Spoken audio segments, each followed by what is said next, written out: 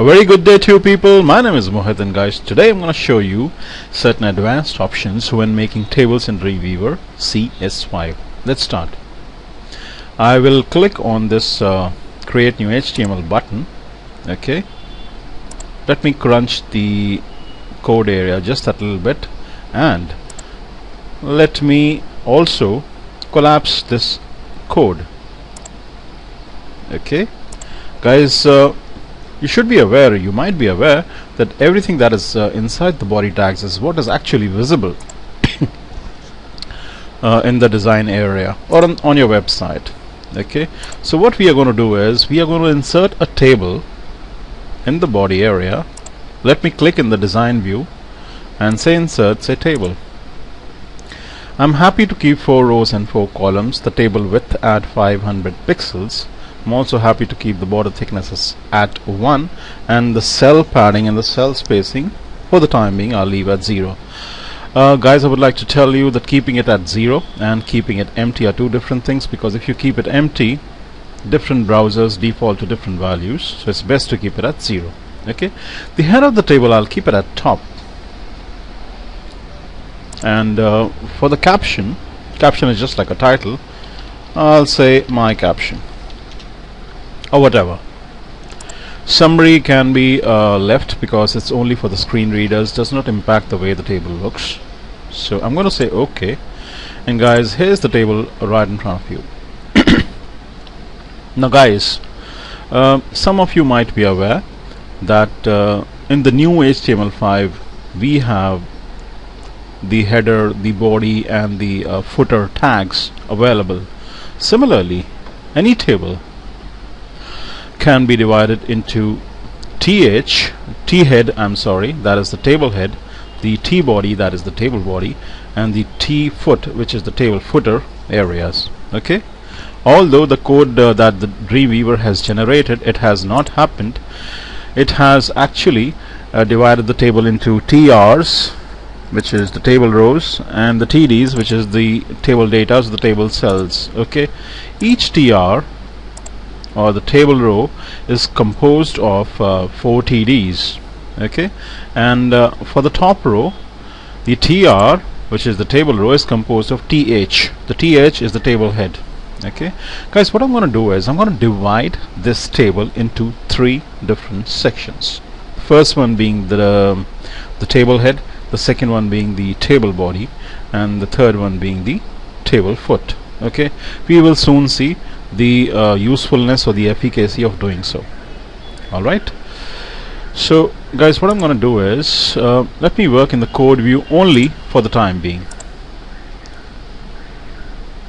Guys, the first row, which is inside the TR tag, let me collapse this, because I would want to use this as the table head, T head. Okay, the next 2 rows, guys, I would want to use as the T body or the table body. Let me select that. Let me collapse this bit as well.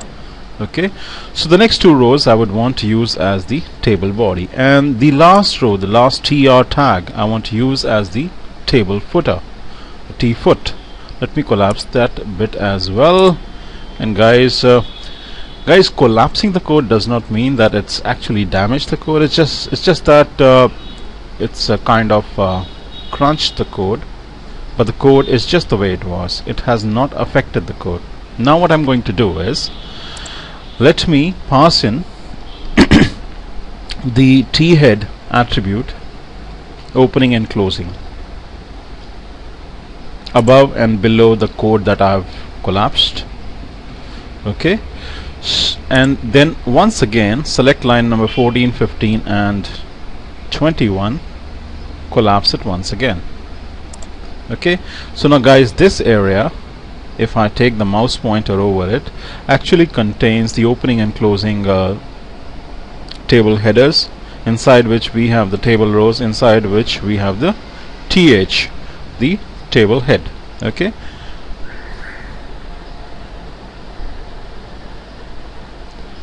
each individual table head. Next, what I'm going to do is I'm going to surround the next to table rows which are actually collapsed by the Tbody tags. So that's table body, Tbody, opening tag, and let me push in the closing tag as well. Okay, and let me collapse this bit like so. Okay, so this is the T head, this is the Tbody, and in the end, the last row I would like to categorize as the table footer. So let me pass in T foot, opening tag, and the T foot closing tag. Okay, let me highlight these three lines and collapse it as well. All very good. Okay, so line number 14 has all the HTML code for the table head. This is the table body, all collapsed. This is the table foot, all collapsed. Okay, guys, what I've done is just to make it very simple for you to understand. Now let me go back to the split view and let's see whether it actually has made any difference. Let me click on the refresh button. No, all we have done is we have created 3 row divisions, but that does not impact the way the table looks. Okay, guys, next what I'm going to do is let me feed in certain data. Okay, and it could be anything, just for the sake of filling it. I'm sorry for my throat, it's bad. Alright, now that I've filled the table, okay, I will start imparting certain styles. Let's see how I can do that. I'm going to click on this plus button and drop the contextual selector down to tag, and then let's say T head. So for the table head, I'm going to apply certain rules. I will also make sure that I'm going to save everything in a new style sheet, not to this document. When I say this document, everything gets saved in the header of the document, but I want it to be saved externally in a new style sheet file. Okay, I'm going to say OK, and next Dreamweaver wishes to know the name of the style sheet. I'll say for my table, save it. Okay, next I need to define the rules for the table head, and all I'll say is the background color, and I'll choose any mild color. Let's go with the hash FCC. So also I'll choose the color for the font. Let me go with the hash 900. Say OK, and guys, as you can see, changes are starting to take place. But if you really want to know how the change has actually affected the table, you need to be in the live view. Okay, so as you can see in the live view, the table head has a background which is kind of reddish, hash FCC, and hash 900 is the color of the font. All very good. I'll click on this plus button once again, which is the new CSS rule button. Make sure that the contextual selector is set to tag, which redefines an HTML element, and the element that I want to redefine this time is the table body, the Tbody area. Okay, what do I wish to do with it? We'll soon see. But we also need to ensure that all the rules will go inside for my table.css. Please make sure that this is selected, which by default it should be. Okay, which by default it should be. And I'll say OK, and next what I'm going to do is let me go to the background category, choose a background for my table. Let's try a #9C9, and for the font let me try 030. Let's say OK, and very nice, very cool colors, very soothing colors, pretty good. Okay, so now that I've defined in an external style sheet for my table.css 2 rules, T head and Tbody, let me define one more for the T foot. Okay, so the procedure is pretty much the same. I need to click on this new CSS rule button, drop down the contextual selector to tag and say TFOOT. Next, what I should be saying is OK, making sure that the rules will go inside for my table.css, and then for the table foot, maybe I should try a hash FCC this time, and I think I'll leave the color of the font as it is. I'll say OK. Okay, so it's a multicolored table there in front of you. Very good. Next, guys, let me impart some formatting to the caption area. Okay, so what I'll do is I'll locate the caption opening tag, pass in a class here. So I'll say class, and let me give it a class name for, or rather, let me say caption class underscore class. Okay, and then let me click on this plus button now for the new CSS rule. Okay, the dot caption underscore class will auto populate, will go inside and sit inside the for my table.css external style sheet. I'll say OK, and guys, what I'm going to do is I'll go to the sorry again, the block category. Make sure that the text alignment is set to left, and the word spacing, let's say, let me keep it at 20 pixels.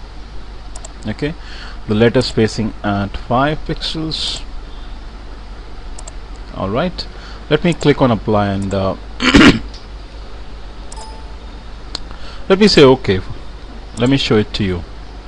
See, guys, the caption has actually shifted to the left. Let me show it to you in the live view. So the caption has kind of has an expanded look because of the letter spacing and the word spacing, and it's actually shifted to the left of the table.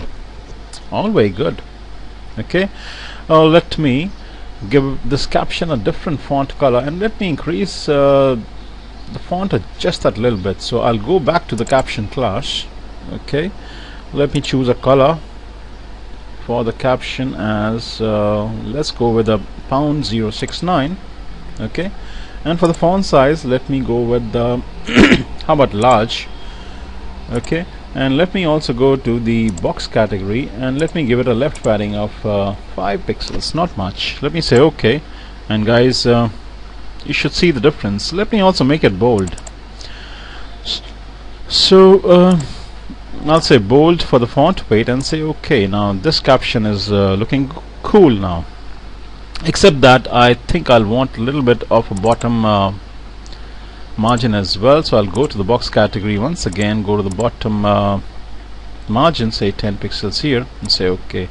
Now let me show you a preview in Chrome. Let me save the document. I'll call it table. OK, and up comes the preview. So the caption has a cool font color. It's kind of expanded in appearance, and all the three sections of the table, which is the table head, the table body, and the table foot or the footer, have different colors. All very good, all very nice. Okay, next, guys, what I'm going to do is let me go to the table opening tag, and after the border, let me pass in a few attributes, something like a frame. Okay, now I'll keep the frame as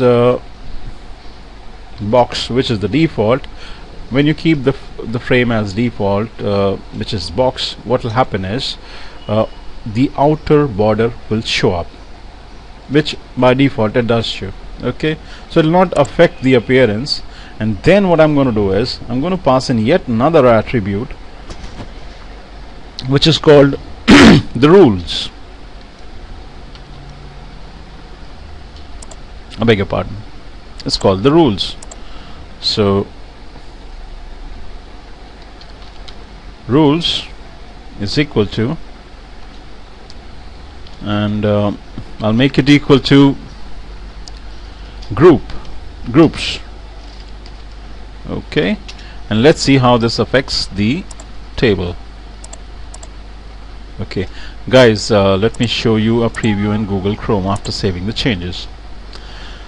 Guys, as soon as I keep the rules attribute to groups, what it does is, for every group, and we have 3 groups. The table header is one group, the table head, the table body is the other group, and the table foot, T-foot, this last row, the T-foot, is the third group. So for every group it passes in the border and not for the rest of the table. I'll go back to Dreamweaver, show you something more. Just in case I don't want the rules to be applied to the groups, let's say I want it to be applied only to the columns, all I need to do is I need to say cols here, cols for columns. Okay, and let's see how it affects the table. Another preview in Google Chrome. This time guys, you'll notice that instead of applying the borders, internal borders, that is, rules help you control internal borders. The first attribute, that was frame, controls the outer border. So what has happened now is, when you say cols for columns, only the columns have the borders, okay, not the rows anymore. Let me close the preview up and let's try rows this time instead of cols, and let me save the change. Let me show you in the multi-screen tab how it actually looks. So instead of applying the borders to the columns, this time it has applied it to the rows. Okay, let me try a few more options. If I say the box should be replaced by void, guys, the outer border should get removed. Let me save and show you in the multi-screen tab, multi-screen preview. Guys, you'll notice that actually the external border has vanished, has been completely taken away. Okay, that's because I'd used the void value, and let me replace the void with the, let's say, above. Now what this does is, as you can see in the live view now, okay, we'll apply a border only to the top of the table. So we have something called above, we have something, we have a value called below. Okay, so all very good, all very nice. Guys, just the way I have categorized the table into 3 different areas, which are actually row groups or row segregations, like T head, the T body, and the T foot. Similarly, what I can do is I can also form groups of columns and apply certain attributes to it. Before that, let me create one more rule. Okay, so I'm going to click on this new CSS rule button and select, choose the contextual selector to be a tag. Apply the rule to TD. Now TD is each individual cell that is found in the table body and the table foot. Okay, I'll tell you why I'm doing it. The reason is, I noticed that whatever value was there inside the TD was actually clinging to the borders, inside borders, inner borders, and I don't want that. So I'll go inside, apply 5 px of top margin and 10 px of bottom margin. Say OK. Guys, you'll not be able to make it out straight away. Okay, so what I'll do is, instead of keeping the rules to the rows, I'll say cols this time. Okay, guys, you should notice that every cell which was a TD has a value that's been displaced 5 pixels from the top and 10 pixels from the left, which is the way it should be. All very good.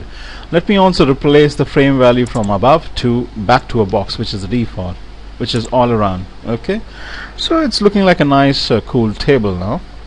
And in fact, let me replace the cols by groups. Sorry, GROUPS.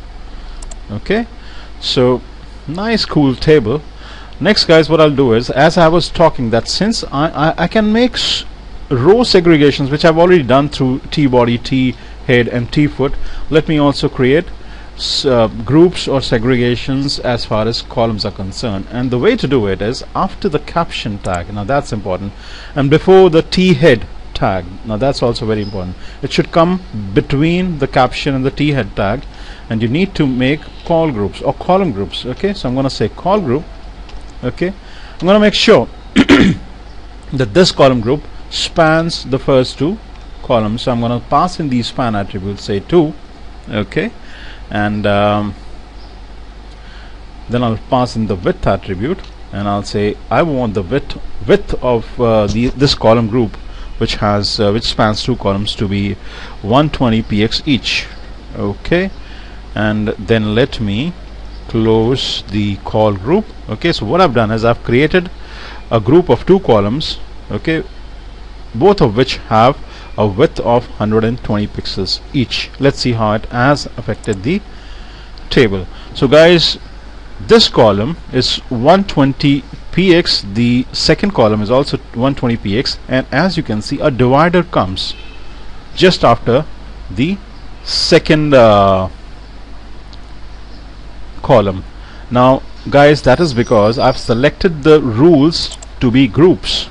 Okay, so wherever it finds a group, whether it's a column group or whether it's a row group, it will insert a rule. Okay guys, so in the end, all I need to do is I need to displace the table a bit towards the right, and that's pretty simple. What I'll do is I'll go to the table opening tag, pass in an inline style, and I'll say margin left of let's say 100 px. Okay, and the table has actually shifted to the right. Let me show you a preview in Google Chrome. Okay, so guys, I hope you liked this tutorial, you found it informative, you learned many new things and new tricks. You will implement it on your projects with success. All the best to you. I'll see you next time with yet another Dreamweaver tutorial, or it could be Flash with ActionScript 3. Peace to you. Till next time. Bye bye.